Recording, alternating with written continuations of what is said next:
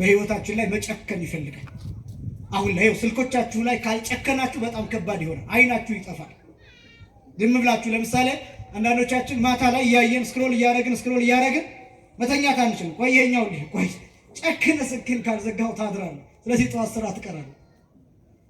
አንድ የሚዲያ አጠቃቀም ማህበረሰባዊነትን ጎድቷል፣ የሥራ ባህልን ጎድቷል፣ አመጋገብን ጎድቷል፣ ዕውቀትን ጎድቷል፣ ሰብዕናን ጎድቷል፣ አካሎቻችንን ጎድቷል። ጆሮዎቻችን በኤርፎን ተጎድተዋል።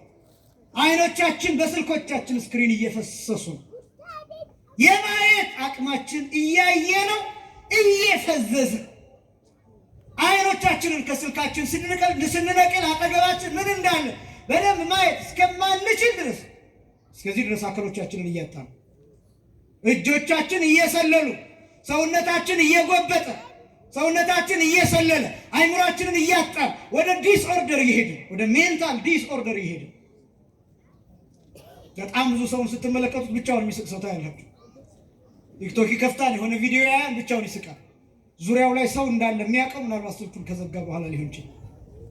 ታናግሩታላችሁ አይሰማችሁም፣ ታወሩታላችሁ አይሰማችሁም፣ ይመገባል አይጠግብም። ምክንያቱም ስልኩ ላይ ነው ያለው። ስልኩን በአንድ እጁ ይዟን፣ በአንድ እጁ ትሪውን መከራውን እያሳየው ነው። በልቶ ጨርሶታል፣ ትሪው ባዶ ነው። ነገር ግን አይምሮ አልተመገበም። በዚህ ምክንያት ጤና የሆነ ምግብ የሚመገበው ስጋ ብቻ አይደለም፣ መንፈስ ይመገባል፣ አይምሮ ይመገባል። እነዚህ ነገሮች ይሄ በጣም ስፒሪቹዋል የሆኑ ስላችሁ የግድ ሃይማኖታዊ ማለት አይደለም። እነዚህ ረቂቅ የሆኑ ነገሮቻችን እየተጎዱ፣ ብዙዎቻችን በተሳሳተ መንገድ እግዚአብሔርን እንፈራዋለን። ብዙ ሰው አሁን ከቤተክርስቲያን የሚርቀው በጣም ደግሞ ማዝነው፣ ብዙዎች ከቤተክርስቲያን መራቃቸው ብቻ አይደለም፣ ኃጢአታቸው መልሶ እየወጋቸው፣ ህሊናቸውን እያደማቸው፣ ራሳቸውን የሚያጠፉ ወጣቶች በጣም ብዙ ናቸው። እግዚአብሔር የሚጸየፋቸው እየመሰላቸው፣ ይቅር ማይላቸው እየመሰላቸው፣ እንደኛ እየተከታተለ ኃጢአታቸውን እያነሳ ቆይ አልለቅህም እያለ ጨካኝ አምላክ የሆነ እየመሰላቸው ከእግዚአብሔር እየራቁ ራሳቸው ይቅርታ ሳያደርጉ ራሳቸውን የሚገሉ ሰዎች ብዙ ናቸው። እግዚአብሔርን በተሳሳተ መንገድ መፍራት አይገባል። በአንድ ዓመት ውስጥ እንደምታውቁት 365 ሌሊት አለ። 3 ዓመት ከ3 ወር ማለት 365 ሲባዛ በ3 እና ከዛ 90 ቀን ሲጨመርበት ማለት ነው። እነዚህ ሌሊቶች ጌታ በደብረ ዘይት ያሳለፋቸው ሌሊቶች ናቸው። ጌታችን መድኃኒታችን ኢየሱስ ክርስቶስ ያስተማረው ትምህርት ወንጌል ላይ የሰፈረው የ2 ሰዓት ንግግር ብቻ የ2 ሰዓት ንግግር ብቻ የምንማማርበት የትምህርት ርዕስ ተዘጋጅታችሁ ኑሩ በሚል ርዕስ ይሆናል።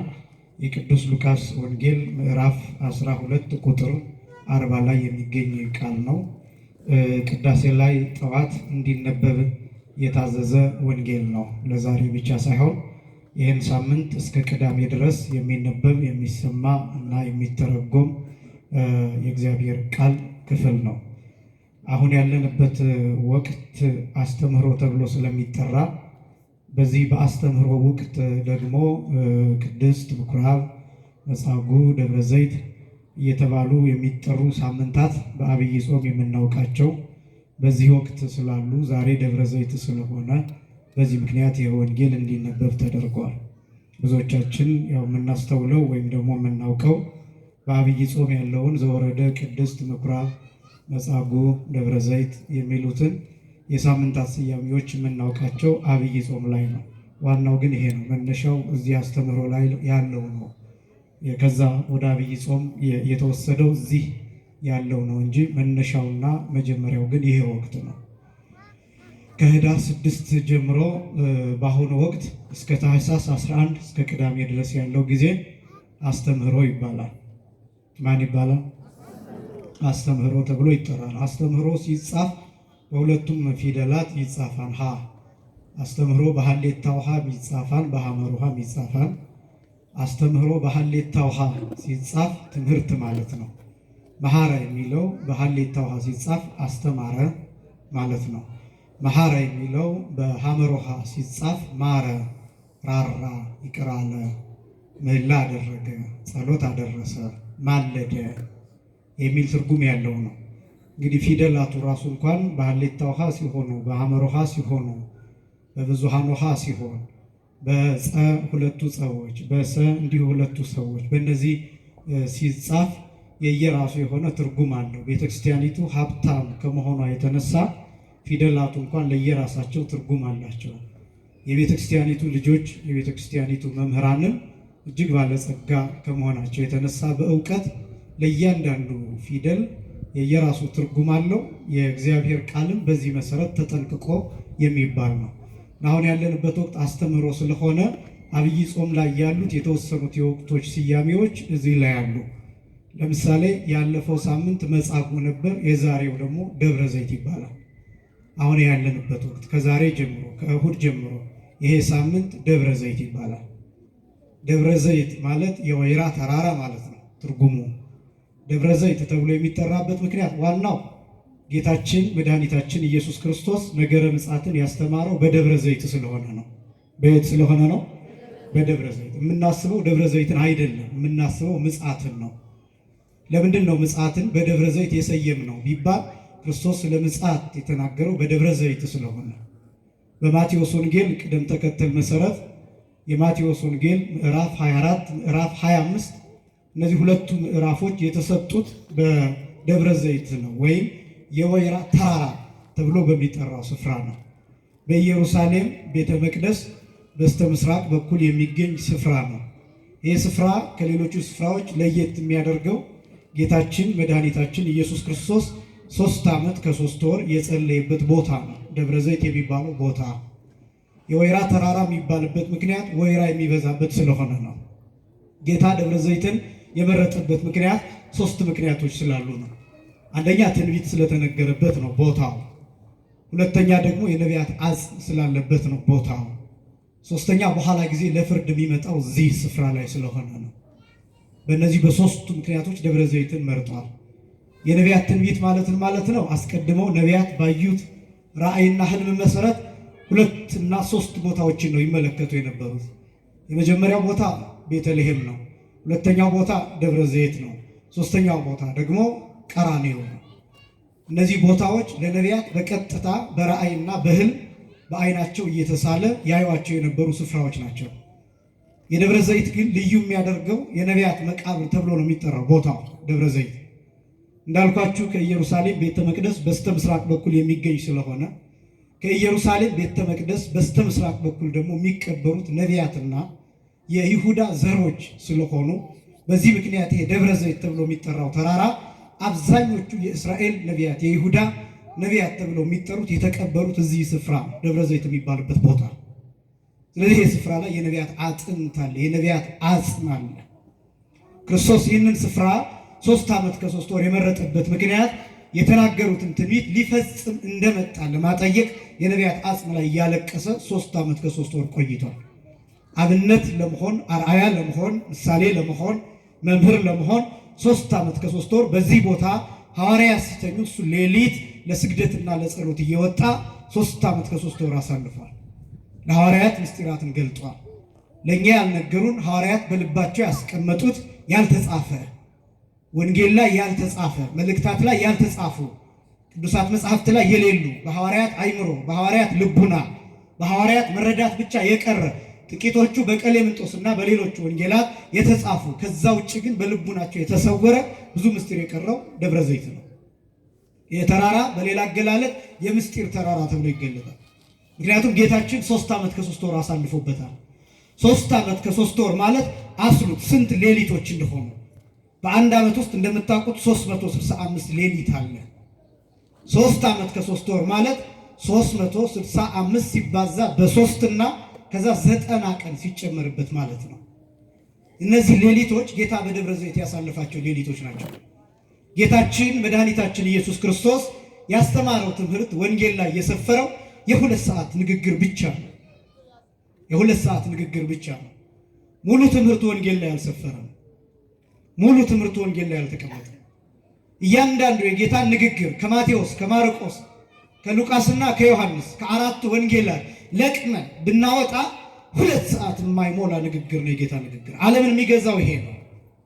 ዓለምን የሚገዛው ተናግረን ያልጨረስነው ተርጉመን ያልጨረስነው ያልገባን ያልደረስንበት አባቶቻችን ያልነገሩን ጥያቄ የሆነብን ወደፊት የሚፈታ ዘመን የሚፈልግ ብቃት የሚፈልግ ቅድስና የሚፈልግ እንደዚህ አይነት ቃላት ጭምር አሉ። ገና የሁለት ሰዓት ንግግር 2000 ዓመት ግን ተተርጉሞ ገና ያልተደረሰበት ብዙ ምስጢር አለ እና አራቱ ወንጌላት የያዙት የጌታን የሁለት ሰዓት ንግግር ነው ልላችሁ የፈለግኩት። በደብረ ዘይት 3 ዓመት ከ3 ወር ሌሊቶችን አሳልፏል። 3 ዓመት ከ3 ወር ውስጥ ያሉ ሌሊቶችን አሳልፏል በደብረ ዘይት። የተጻፈው ግን የአንድ ሌሊት እንኳን የሚያክል አይደለም፣ በጣም ጥቂት ናቸው።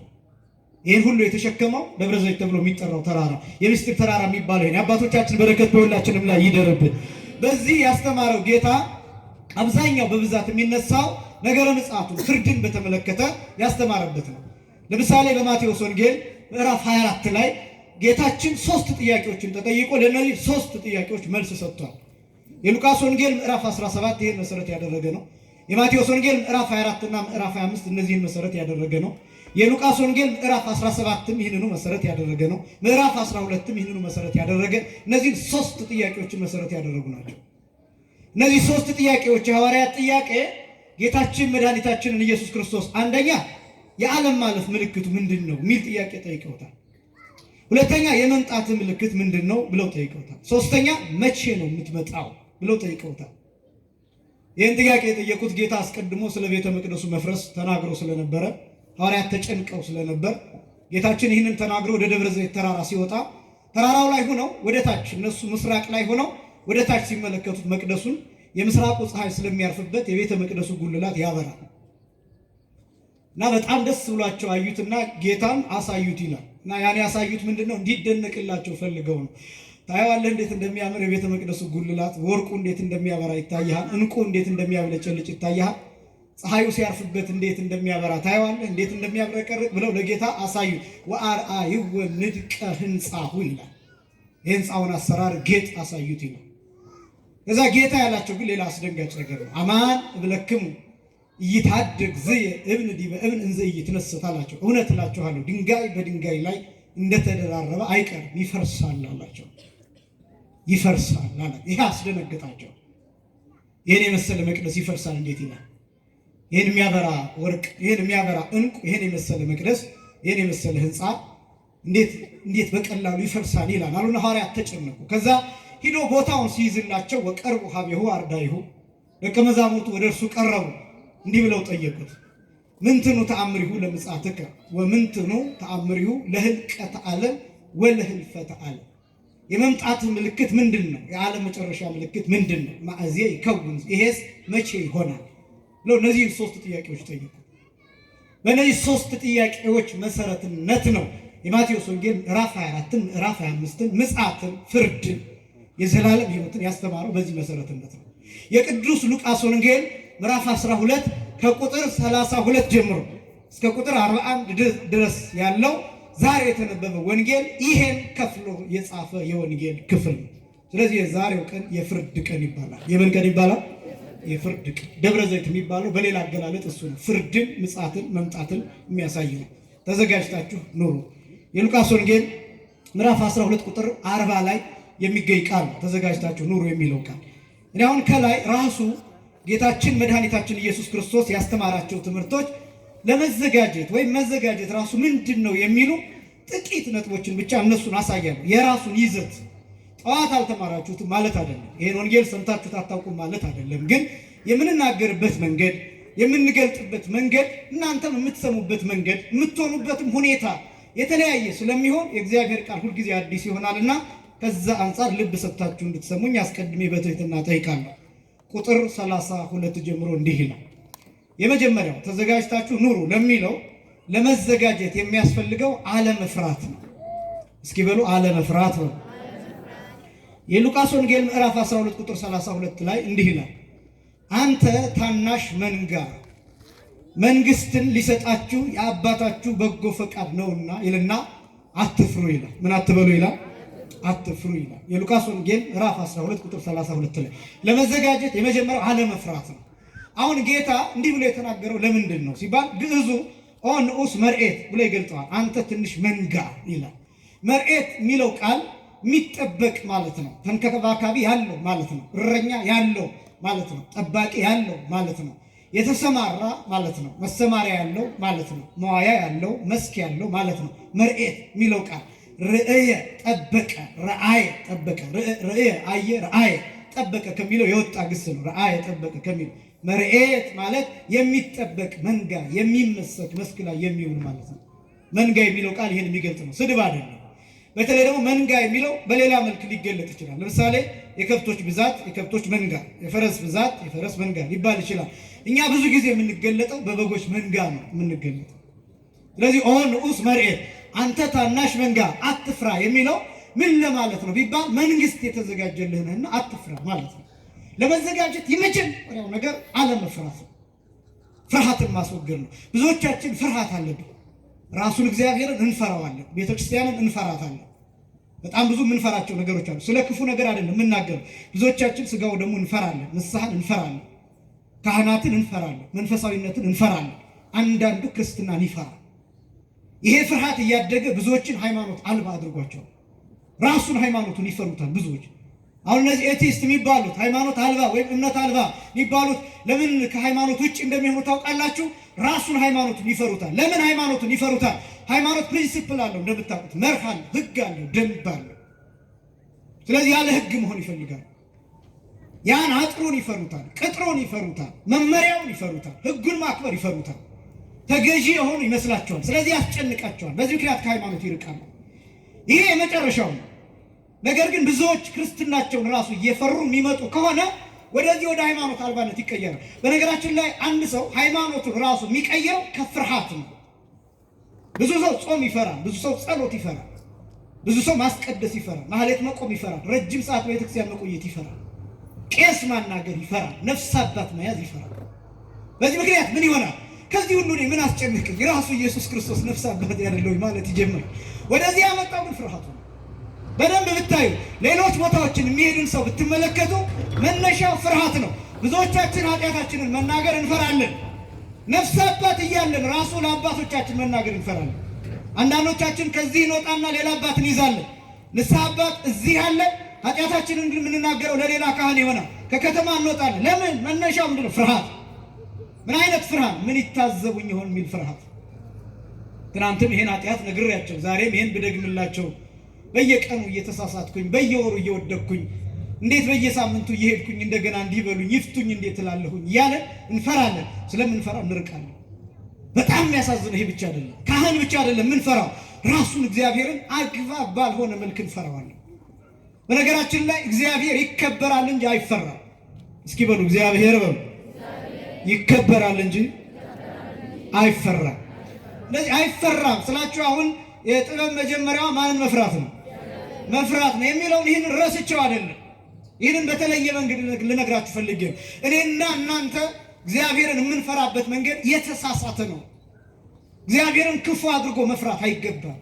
እግዚአብሔርን ጨካኝ አምላክ አድርጎ መፍራት አይገባም። እግዚአብሔርን አምባገነን አምላክ አድርጎ መፍራት አይገባም። እግዚአብሔርን መፍራት የሚገባው መሐሪ አምላክ እንደሆነ አውቃችሁ ነው። እግዚአብሔርን መፍራት የሚገባው ርኅሩህ እንደሆነ አውቃችሁ ነው። ታጋሽ እንደሆነ፣ ስለኛ ዋጋ የከፈለ እንደሆነ፣ ስለኛ ስጋውን የቆረሰ ደሙን ያፈሰሰ አምላክ ስለኛ የሾህ አክሊል እንደተቀዳጀ መስቀል ተሸክሞ እንደተደፋ ስለኛ 6666 ጊዜ እንደተገረፈ አውቆ ማክበር ይገባል እንጂ ጨካኝ አድርጎ መሸሽ አይደለም። ያንተ ኃጢአት የትኛውም ጊዜ ላይ ከእግዚአብሔር ሊለይህ አይችልም። የትኛውም አይነት ኃጢአት፣ የትኛውም አይነት በደል፣ የትኛውም አይነት ተንኮል፣ የትኛውም አይነት ቂም፣ የትኛውም አይነት በቀል፣ የትኛውም አይነት የዝሙት ኃጢአት፣ የአመንዝራነት ኃጢአት የትኛውም ቢሆን ንስሐ ከገባበት በፍጹም ከእግዚአብሔር ይቅርታ ምሕረት የማታገኝበት ኃጢአት የለም። ብዙዎቻችን በተሳሳተ መንገድ እግዚአብሔርን እንፈራዋለን። ብዙ ሰው አሁን ከቤተክርስቲያን የሚርቀው በጣም ደግሞ ማዝነው ብዙዎች ከቤተክርስቲያን መራቃቸው ብቻ አይደለም፣ ኃጢአታቸው መልሶ እየወጋቸው ሕሊናቸውን እያደማቸው ራሳቸውን የሚያጠፉ ወጣቶች በጣም ብዙ ናቸው። እግዚአብሔር የሚጸየፋቸው እየመሰላቸው፣ ይቅር የማይላቸው እየመሰላቸው፣ እንደኛ እየተከታተለ ኃጢአታቸውን እያነሳ ቆይ አልለቅህም እያለ ጨካኝ አምላክ የሆነ እየመሰላቸው ከእግዚአብሔር እየራቁ ለራሳቸው ይቅርታ ሳያደርጉ ራሳቸውን የሚገሉ ሰዎች ብዙ ናቸው። እግዚአብሔርን በተሳሳተ መንገድ መፍራት አይገባም። ለመዘጋጀት አለመፍራት ነው የመጀመሪያው። አንተ ታናሽ መንጋ አትፍራ፣ ታናሽ የመሰለህ ብትኖር አትፍራ። በእውቀት ሰዎች ዝቅ ያደረጉ የመሰለህ ሰው አትፍራ። ታናሽ መንጋ የሚለው እሱ ነው። አካለ ጎደለ ብትሆን ሰዎች እንዲህ ነው የሚሉ ሰው ብትኖር አትፍራ። ክርስቶስ በሙሉ ሰውነት ነው የሚቀበልህ። የሚያውቅህ በሙሉ አካልነት ነው። ሌሎች ማየታችንም ማየት የተሳነነ እንደሚሉ እግዚአብሔር አንተ ማየታችንም ብሎ የሚሰድብህ የሚተውህ አምላክ አይደለም። ከሚያየው ሰው በላይ ወይም አያለው ከሚለው ሰው በላይ በሙሉ ሰውነት ነው እግዚአብሔር የመዘገበህ። ለአንተ ለእኔ እኩል የተከፈለ ዋጋ ነው ያለው። አንተ ታናሽ መንጋ አትፍራ። በደረጃ ዝቅ ያልክ የሚመስልህ፣ በኃጢአት ዝቅ ያልክ የሚመስልህ ቤተክርስቲያን መጥተህ ባለማገልገልህ፣ ዘማሪ ባለመሆንህ፣ ዲያቆን ባለመሆንህ፣ ካህን ባለመሆንህ፣ ሰባኪ ባለመሆንህ፣ ሰንበት ተማሪ ባለመሆንህ፣ ምናልባት እንደሌላው በየቀኑ መምጣት ባለመቻልህ ራስህን እንደ ትንሽ አትቁጠር። በኩር ነህ፣ የእግዚአብሔር በኩር ነህ። አንተ ከፓትርያርኩ ጋር እኩል ክርስቶስ የሞተልህ ነህ። አንተ ታናሽ መንጋ አትፍራ። መንግስትን ሊሰጥ ፈቃዱ ነው። እግዚአብሔር መንግስቱን ሊያወርስ ፈቃዱ ከሆነ ምንድነው ወደ ኋላ የምትለው? ምንድነው የምታፍረው? ምንድነው በሌላ ሀፍረት የምትሽመደመደው? ለምንድነው? የእግዚአብሔርን ቸርነት እንረዳው፣ ምህረቱን እንረዳው። በተሳሳተ መንገድ ሰዎች እግዚአብሔርን ተረድተውት ከመሞት በላይ ክርስቶስ ምን ይሁን? ራሱን አሳልፎ ከመስጠት በላይ፣ ስጋ ከመቁረስ ደም ከማፍሰስ በላይ ሌላ ምን ይሁን?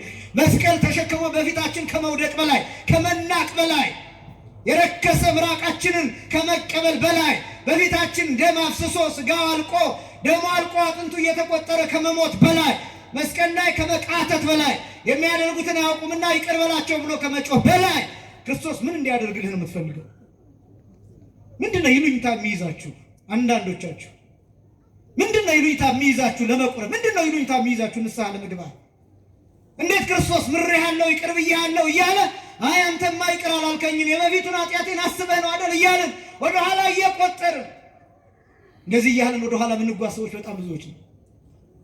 እኔ በተረዳሁት የብዙ ሰዎች ከሃይማኖት መውጣት መፍራት ነው። በጣም እያንዳንዱ ሰው ቼክ ብታደርጉት የፍርሃት ስሜት አለ።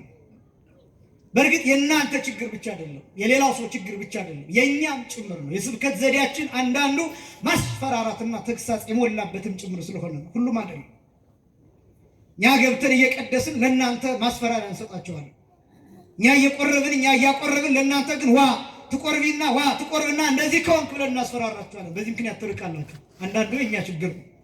ይህን ማመን ስላለው የመጀመሪያው ግን አለመፍራት ነው። እንደዚህ ስላችሁ ጭራሽ እግዚአብሔርን መፍራት የሚባለው ነገር እንዳይኖር ማድረግ አይደለም።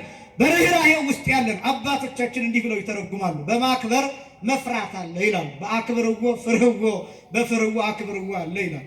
ፍራው ማለት አክብረው ማለት ነው። ምን በለው ማለት ነው? አክብረው ማለት ደግሞ ፍራው ማለት ነው። አክብረው ማለት ምን ማለት ነው? ፍራው ማለት ነው። በፍርሃት አክብሮት አለ፣ በአክብሮት ፍርሃት አለ። ይሄን ለመግለጥ እንጂ እግዚአብሔር እንደ ሰይጣን አይፈራም። ሎቱ ስብሐት። ሰይጣንን ግን ፍሩት። ማንን ፍሩት አልኳቸው? ሰይጣንን ፍሩት። ለምን? ጨካኝ ነው። ዘአልቦ ምህረት ተብሎ የሚጠራው ለዚህ ነው። እደ ጸላኢ ዘአልቦ ምህረት የሚለው ቅዱስ ኤፍሬም ምህረት የሌለው ይቅርታ የሌለው ርኅራኄ የሌለው ጨካኝ፣ ከወደክበት ደጋግሞ የሚረግጥህ፣ ከወደክበት እንዳትነሳ የሚያደርግህ፣ ሳር የሚያሳይህ፣ ገደል የሚከትህ፣ የሚያምረውን ውብ የሆነ ነገር ብልጭልጭ ነገር እሱን እያሳየ የሚስብህ፣ ከዚያ በቻለው መጠን ወደ ታች ዝቅ የሚያደርግህ፣ እስከ መጨረሻው ዝቅታ ሲኦል ጉድጓድ ውስጥ የሚጨምርህ ሰይጣን ነው። እሱን ፍሩት። እግዚአብሔርን ግን እንደ ሰይጣን አትፍሩት። አለመፍራት የመጀመሪያው እግዚአብሔርን በጭካኔ በተንኮል አለማማት ነው የመጀመሪያው። ይኸውላችሁ እግዚአብሔር እንደ ኃጢአታችን ቢሆን ኖሮ ምህረቱ ባይኖር ኖሮ ሁላችን መሬት ተከፍቶ ያሰጥመን ነበር። አቅም የለን። እግዚአብሔር መሐሪ ባይሆን ኖሮ አቅም የለንም በፊቱ የመቆም። ይሄን በደንብ ማወቅ ያስፈልጋል። የዝግጅት መነሻው አለመፍራት ነው። የዝግጅት መነሻው ምንድነው አልኳችሁ?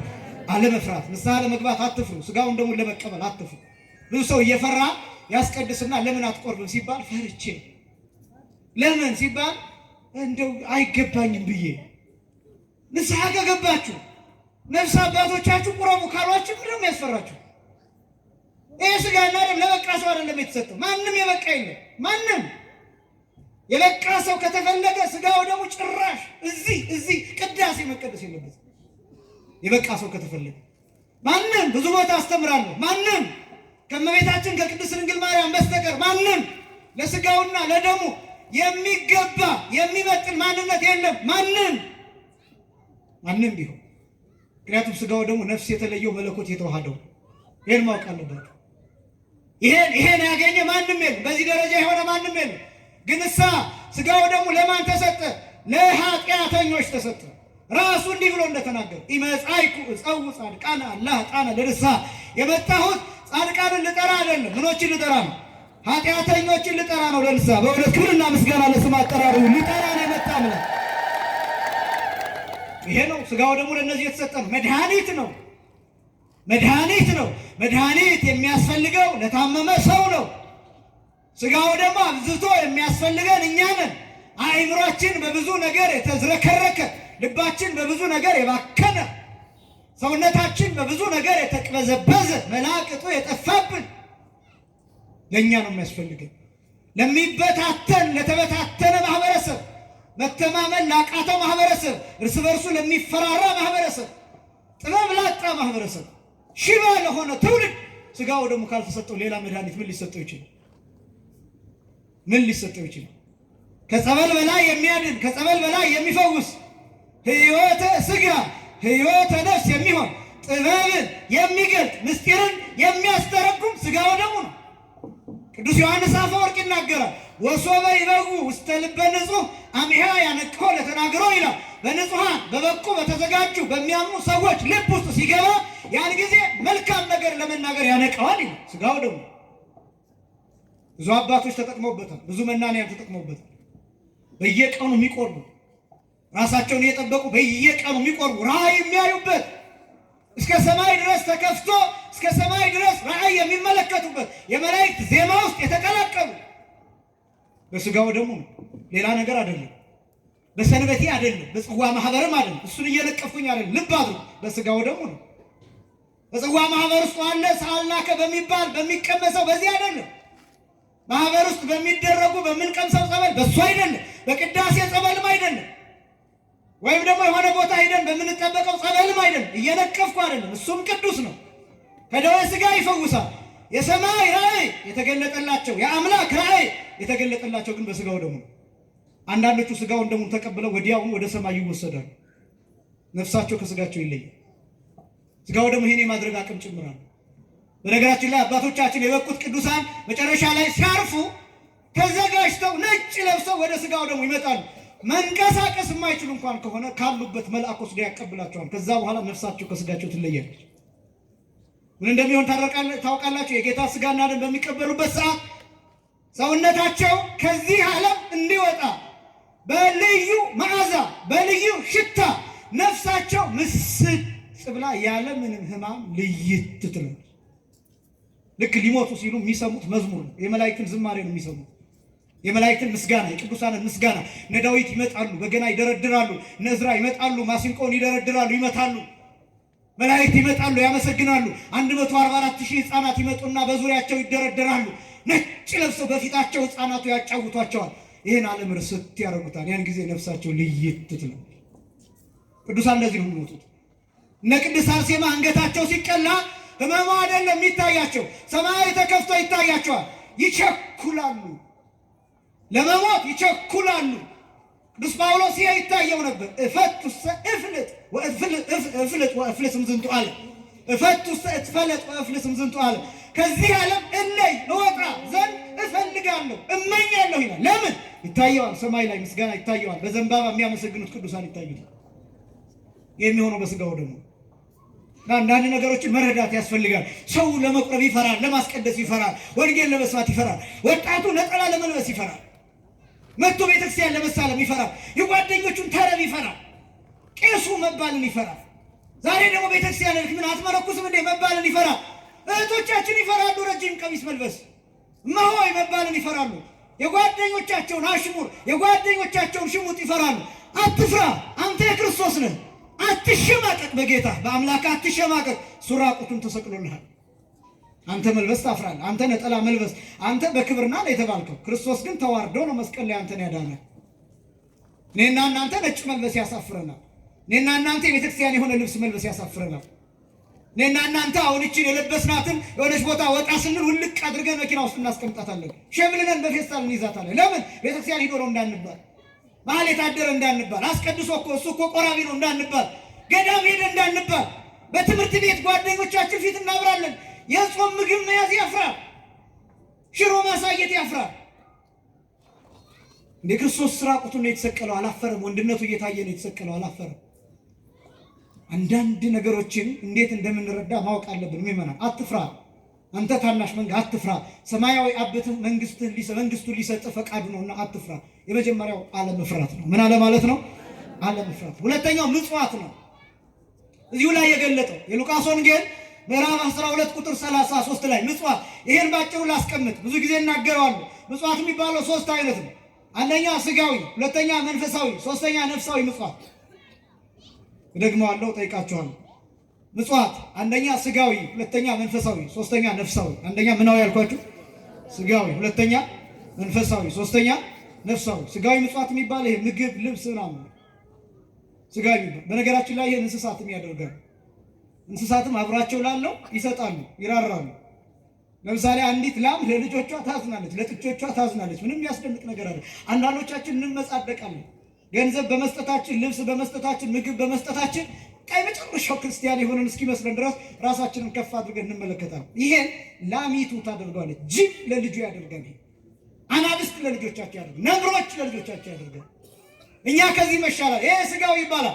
መንፈሳዊ የሚባለው ረቂቅ ነው።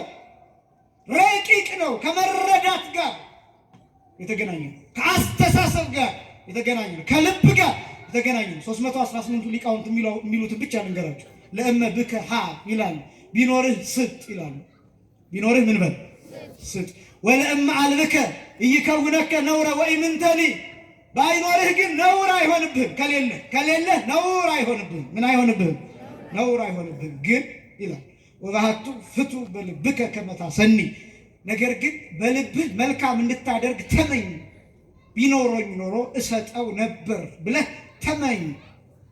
በፊት ላለፈው ረሃብተኛ ቢኖረኝ ኖሮ አበላው ነበር ብለህ ተመኝ። በፊት ላለፈው ደካማ ሰው ቢኖረኝ ኖሮ ይህን አደርግለት ነበር ብለህ ተመኝ። ቤት መግዛት ሊሆን ይችላል፣ ከዛም የበለጠ ከዛም ያነሰ ሊሆን ይችላል። ብቻ በጎ ተመኝ። ይህን ተቀምተናል። አሁን ይህ በጎ መመኘት የሚባለው ተቀምጠን፣ አንድ ማህበረሰብ የሚለካው በዚህ ነው። በነገራችን አንድ ማህበረሰብ የሚለካው በዚህ ነው። እኛ በጎ ማሰብ አይደለም፣ ሰዎች ሲያገኙ እንዴት አጥምደን እነዛን ሰዎች ለማጥፋት እንደምንጣጣል፣ ሰዎች ከፍ ሲሉ እንዴት አድርገን ልንጥላቸው መረጃ እንሰበስባለን፣ ኃጢአት እናጠቃቅማለን፣ ፋይል እንይዛለን። ከዛ ሲያሰው የሆነ ነገር ሆነ ሲባል ሁሉም መረጃውን ይመጀርጣል። እግዚአብሔር እኮ ከሰይጣን እጅ የሰረዘው፣ እኛ እኮ አሁን የሰይጣንን ስራ ተክተን እየሰራ ነው። ወይ መጽሐፍ ኩይ ፍልስጣ ወይ ጽሕፍ መጽሐፈ ዳነ። በብሉይ ኪዳን ፍልስጣ የሚባል ጋኔን ነበር እና ያ ጋኔን ምን ያደርጋል? እለት የሚሰራውን ኃጢአት እየጻፈ ዶሴውን ይዞ ወደ እግዚአብሔር ይቀርባል እና ያን ዶሴ ያሳያል በእግዚአብሔር ፊት። ነገሌ ይህን ያህል ኃጢአት ሰርተዋል፣ ነገሌ ይህን ያህል ኃጢአት ሰርተዋል፣ ነገሌ ልክ ኢዮብን ሂዶ ሲያቃጥር እንደነበረ። አሁን እኮ ኢዮብ እንደው አሁን እንደዚህ ብታረገው እኮ ይክዳል፣ ይተውሃል። አብርሃምንስ ልጁን እኮ ሰዋልኝ ብትለው እንዲህ እስከ 3ኛ ሰማይ ድረስ እየሄደ ሰይጣን ይከሳል። አዲስ ኪዳን ላይስ ክርስቶስ መጣ። ከዚያስ ምን አደረገ? እሱ ሊቀ ካህናት ሆኖ መስቀል ላይ ተሰቀለ። መርገማችንን ለአንዴና ለመጨረሻ ጊዜ ሻረው። ከዛስ በፍልስጣ ቦታ ፍልስጣን አስወግዶ የንስሐ አባቶቻችን ተካቸው። ክብርና ምስጋና ለአምላካችን ይሁን። የንስሐ አባቶቻችን።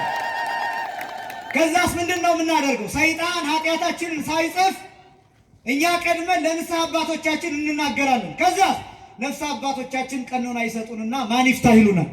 እግዚአብሔር ይፍታህ ይሉናል። ያን ጊዜ ምን ይሆናል?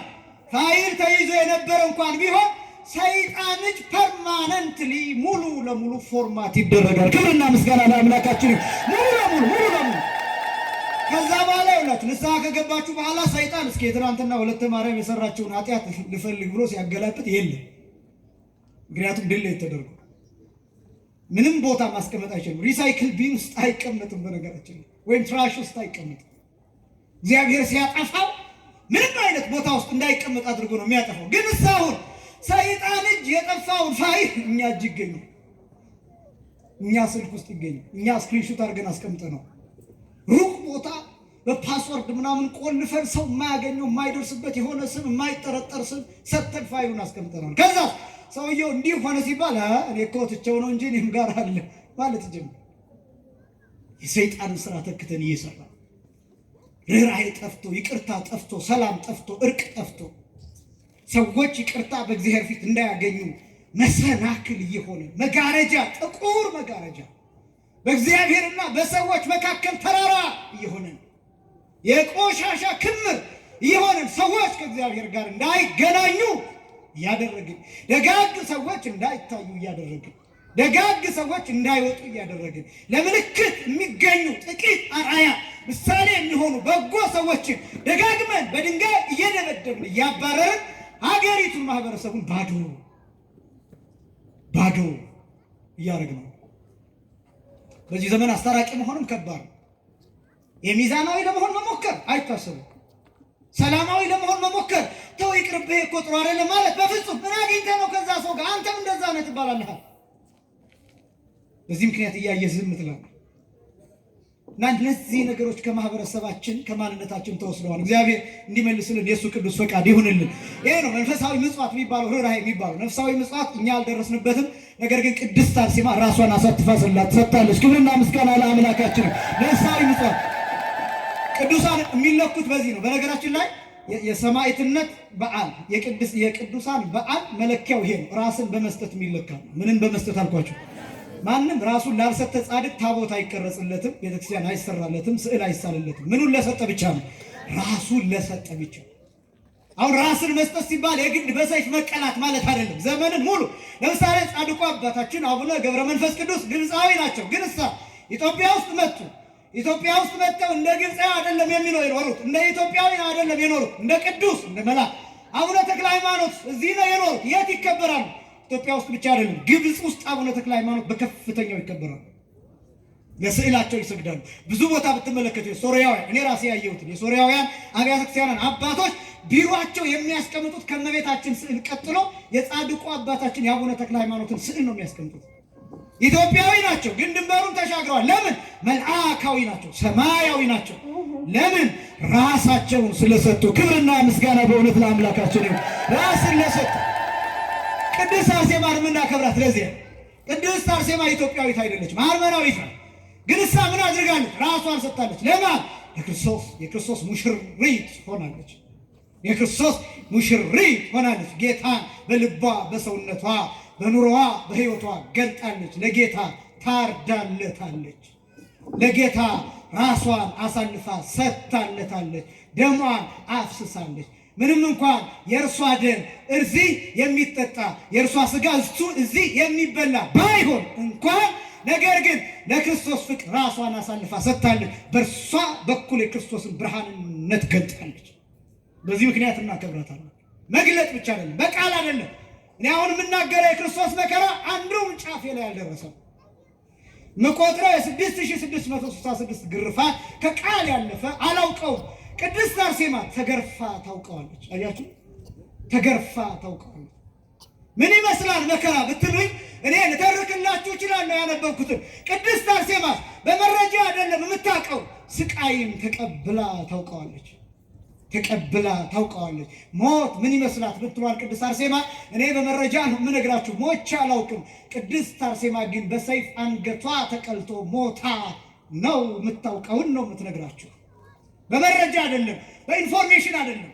እኛ እዚህ ካባ ለብሰን የምንነግራችሁ መረጃ ነው፣ መረጃ ነው። ያነበብነው ነው፣ የሰማነው ነው፣ የሆነው አይደለም፣ ያሳለፍነው አይደለም።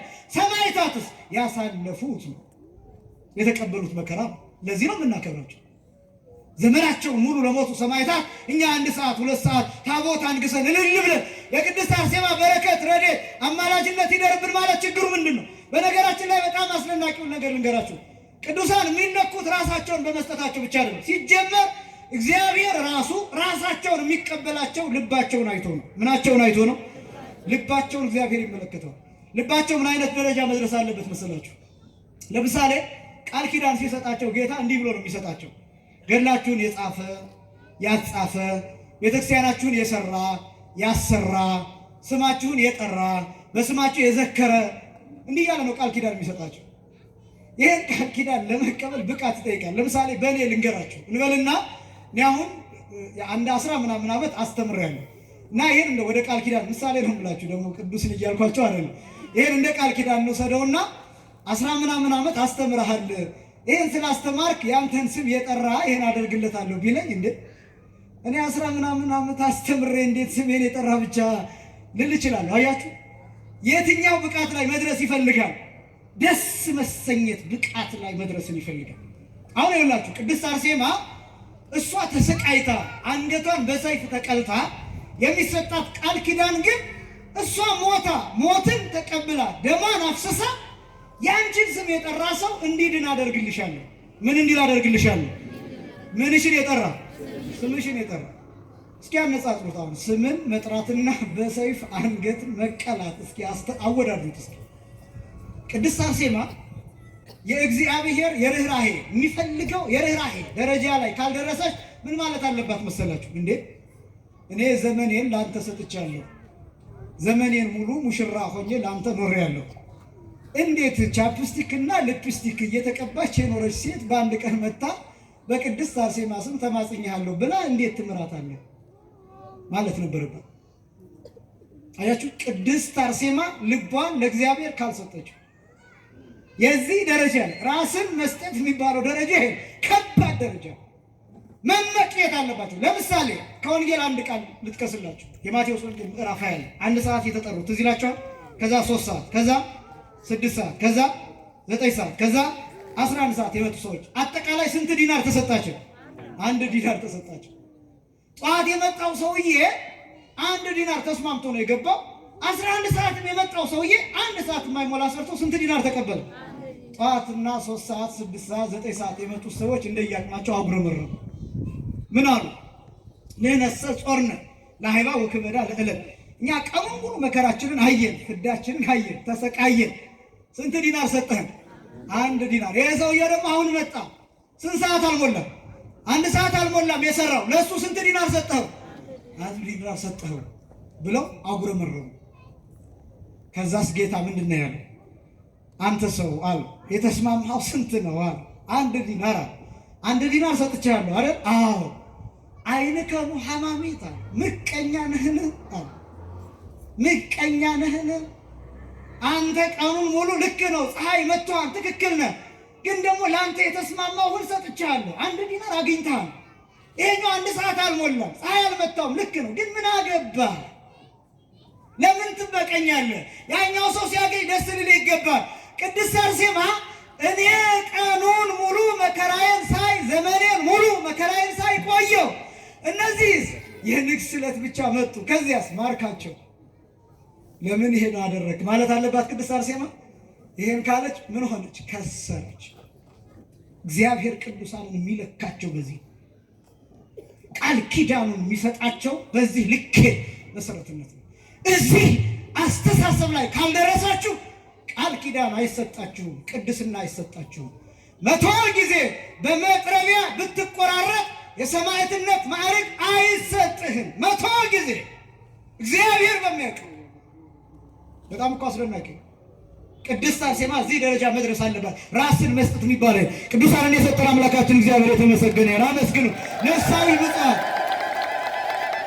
ነፍሳዊ ምጽዋት የሚባለው ይሄ ነው። እኛ ስጋዊ ምጽዋትና ርኅራኄ ምጽዋት እነዚህን ሁለቱን ካደረግን ይበቃናል። ለመጨረሻው ያሉ የተዘጋጁ አባቶች አሉ። በእውነት እነሱን ብዙ ያድርግልን። ሁለተኛው ይሄ ነው። ተዘጋጅታችሁ ኑሩ። ለመዘጋጀት አንደኛው አለመፍራት፣ ሁለተኛው ደግሞ ምጽዋት፣ ሶስተኛው ወገብን መታጠቅ ነው። ሶስተኛው ምንን መታጠቅ አልኳችሁ? ወገብን መታጠቅ። ራሱ ጌታ የገለጠው ነው ማንብላችሁ።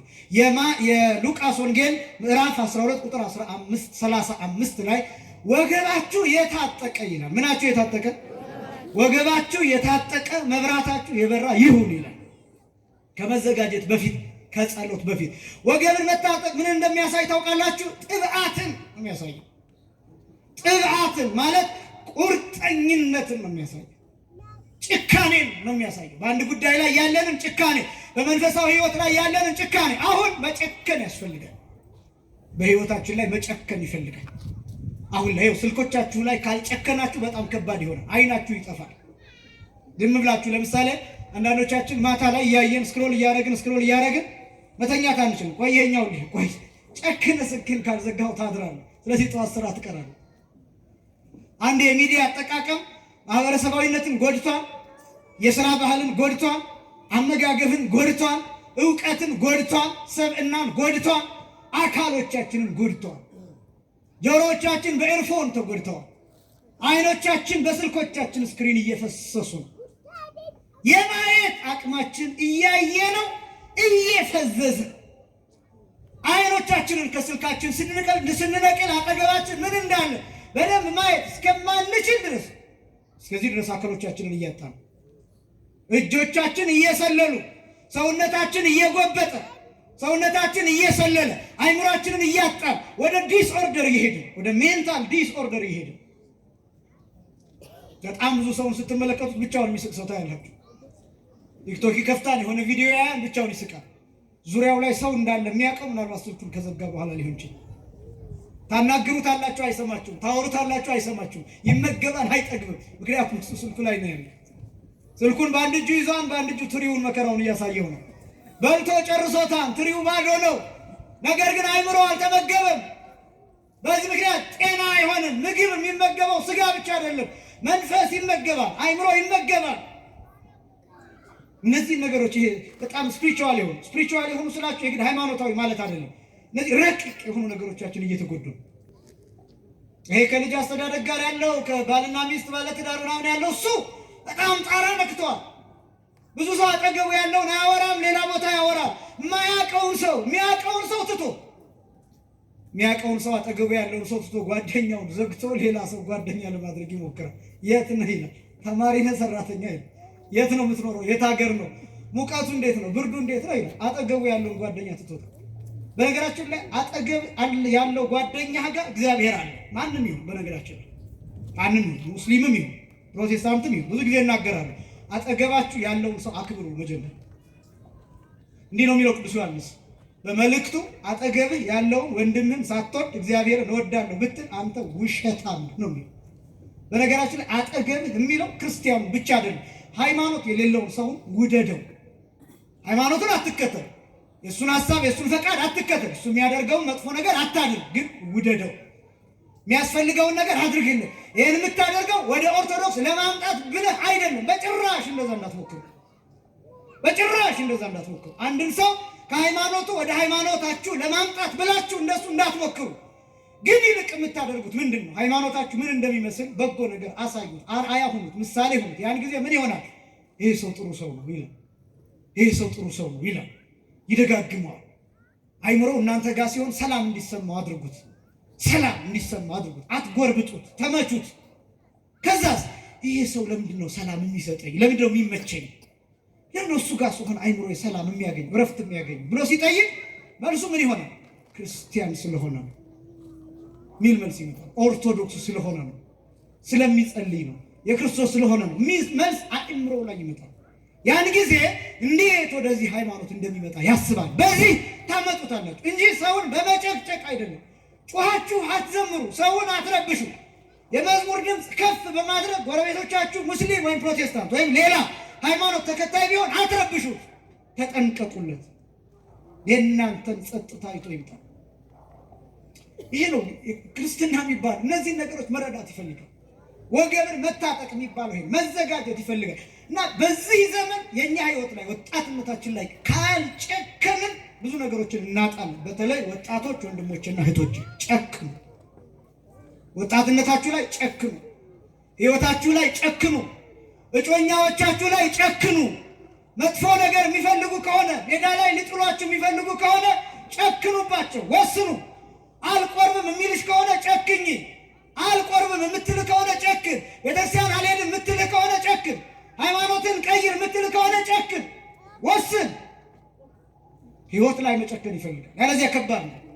ለዚህ ወገብን መታጠቅ ሊባል ጥብዓትን የሚያሳይ ነው። ከዛ መብራታችሁ የበራ ይሁን ይላል፣ ምግባራችሁ የተመሰገነ ለሰዎች ዘንድ የተገለጠ ኦርቶዶክሳዊነት ይኑር። ሰዎች የሚያመሰግኑት ክርስትና፣ የሚጨበጥ ክርስትና፣ የሚዳሰስ ክርስትና፣ የሚተረክ ክርስትና፣ እጅ እግር ያለው ክርስትና፣ የተደበላለቀ አይደለም፣ እጅ እግር ያለው አካል ያለው ክርስትና ይኑረን። መብራታችሁ የበራ ማለት ነው። ወገባችሁ የታጠቀ ለመዘጋጀት እነዚህ ነገሮች ያስፈልጋሉ። አንደኛ አለመፍራት። ምን አለ ማለት? አለመፍራት። ሁለተኛ ምጽዋት። ምን አልኳችሁ? ምጽዋት። ሶስተኛ ወገብን መታጠቅ። ምንን መታጠቅ አልኳችሁ?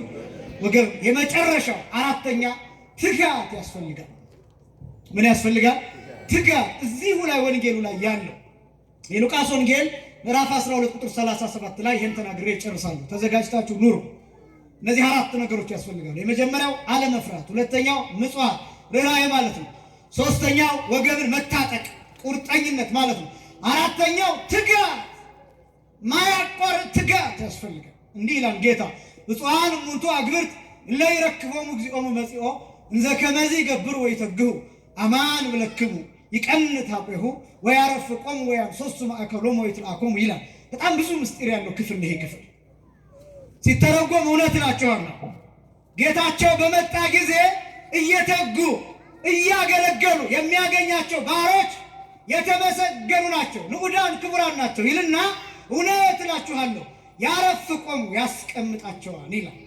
ይቀንት አቁሁ ወገቡን ይታጠቃል፣ ወያንሶሱ ማእከሎሙ በመካከላቸው ይመላለሳል፣ ወይትልአኮሙ ያገለግላቸዋል ይላል። ይህን በምሳሌ ላስረዳችሁ። አንድ ባለጸጋ ቤቱን፣ ሀብቱን፣ ንብረቱን፣ ሆቴሉን፣ ሌላው ድርጅቱን ለሰራተኞቹ ሰጥቶ አደራ ሰጥቶ ኃላፊነት ሰጥቶ ይሄዳል ወደ ሩቅ ሀገር። የሚመጣበት ቀን አይታወቅም። ከዛ ሲመለስ አንዳንዶቹ ኃላፊነታቸውን እየተወጡ ያገኛሉ። ሌሎቹ ግን ጌታችን ከሌለ ችግር አለ ኃላፊያችን የለም ምናምን ብለው እንደፈለጉ እያመነዘሩ እየበሉ እየጠጡ ያገኛቸዋል። ሰነፎቹን ያስወግዳል። ደጋጎቹን ኃላፊነታቸውን የተወጡትን ግን እንዲህ ያደርጋል። እሱ የእነሱን ልብስ ተቀብሎ ይለብሳል። ከዛስ እጁን ወደ ኋላ አድርጎ በፊታቸው ይቆማል፣ ወገቡን ይታጠቃል። ከዛስ ምን ይላቸዋል? ተቀመጡ ይላቸዋል። እነሱን ያስቀምጣቸዋል። ከዛስ ምን ይላቸዋል? ወያንሶሱ ማእከሎሙ በመካከላቸው ልፍ ይላል፣ በመካከላቸው ይመላለሳል። ምን ይላቸዋል? የፈለጋችሁትን እዘዙ ይላቸዋል። ወይትልአኮሙ ያገለግላቸዋል። እነሱ እሱ እስኪመጣ ድረስ አገለገሉ። እሱ ሲመጣ እስከዛ ያገለግላቸዋል። እሱ እስኪመጣ ድረስ እነሱ ምኖች ነበሩ? ባሪያዎች ነበሩ። እሱ ሲመጣ እነሱ ምን ይሆናል? ባሪያ። እነሱስ ምን ይሆናሉ? ባለቤት ይሆናሉ፣ ባለጸጋ ይሆናሉ። ተላላኪው ማን ይሆናል? እሱ። ላኪ እነማን ይሆናሉ? እነሱ ይገለበጣል። እንዲህ ሲያደርጉ የሚያገኛቸው ባሮች ብፁዓን ናቸው። ይህስ ምን ማለት ነው? ባሮች የተባልነው እኛ ነው። ባለጸጋ የተባለው ጌታ ነው። ወደ ሩቅ ሀገር ሄዷል ማለት እርገት ላይ ነው። ይሄ ማለት ዙፋኑ ላይ ነው፣ አርጓል። ሩቅ ቦታ ማለት ይሄ ነው። እዚህ የለም ማለት አይደለም። ነገር ግን እሱ እስኪመጣ ድረስ ኃላፊነቱን ለካህናት ሰጥቷል፣ ለሊቃነ ጳጳሳት ሰጥቷል፣ ለእኛም ለየድርሻችን ሰጥቷል። ከዛ ይመጣል፣ ዋጋችንን ሊሰጠን ይመጣል። ከዛስ ተኝተን ነው የሚያገኘን ወይስ እየሰራን ነው የሚያገኘን? ይሄ ነው ጥያቄ። እያገለገልን ካገኘን፣ እየተጋን ካገኘን፣ ንስሐ እየገባን ካገኘን፣ ስጋውን ደሙን እየተቀበልን ካገኘን ምን እንደሚያደርግ ታውቃላችሁ? ጌታ ይቀንት አቁሁ ወገቡን ይታጠቃል። ወገባችሁን ታጠቁ መብራታችሁ የበራ ይሁን አይደል ያለው? እሱ ወገቡን ይታጠቃል። አሁን ለምን? ታጥቀን ነው የጠበቅነው። ታጥቀን ነው የጠበቅነው። እያገለገልን ነው የጠበቅነው። እየተጋን ነው የጠበቅነው። ከዛስ ይቀንት አቁሁ ወገቡን ይታጠቃል፣ ወያረፍቆሙ ያስቀምጣቸዋል። ከዛስ ወያንሶሱ ማእከሎሙ በመካከላችን ይመላለሳል። ከዛስ ወይትልአኮሙ ያገለግላቸዋል። ምን ማለት ነው? አሁን የማለት ጌታ በኋላ ወገቡን ታጥቆ አገልጋይ ሆኖ ባሪያ ሆኖ ይመጣል ማለት አይደለም።